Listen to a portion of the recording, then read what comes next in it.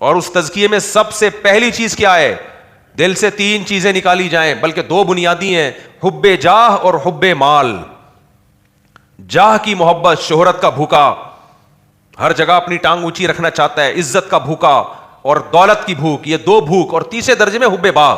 حب باغ کا مطلب شہوت کا بھوکا، حلال حرام کا فرق کیے بغیر ٹھرکیوں کی طرح بھاگتا رہتا ہے. لیکن علماء کہتے ہیں یہ حب باغ نکالنا آسان ہے، یہ حب جاہ اور حب مال یہ مشکل ہے. سمجھ رہے ہو کہ نہیں سمجھ رہے؟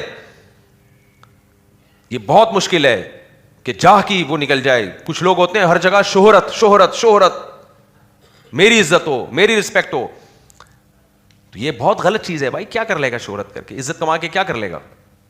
میں یہ نہیں کہہ رہا کہ انسان چاہے کہ میری بےزتی ہو، یہ تو فطرت کے خلاف ہے.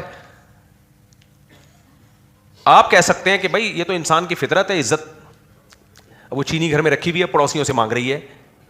یہ چینی کی محبت نہیں ہے، یہ چینی کی ہوس ہے. تو اسی طرح جاہ یعنی عزت اور شہرت یہ ہر ایک کو اچھی لگتی ہے، اللہ کی نعمت ہے اگر کسی کو مل جائے. لیکن اس کی ہوس یہ بری چیز ہے. آپ نے دیکھا ہوگا کہیں بحث ہو رہی ہوتی ہے، کچھ لوگ چاہتے ہیں ہم بحث میں سب سے اونچے نے، سب زیادہ بول رہے ہوتے ہیں، وہ ہماری بات سنی جائے.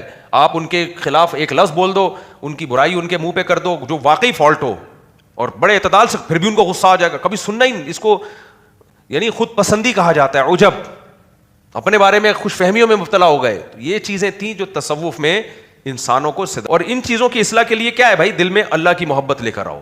جب جس کی محبت ہوتی ہے اس کے لیے انسان عزت بھی قربان کرتا ہے، دولت بھی قربان کرتا ہے.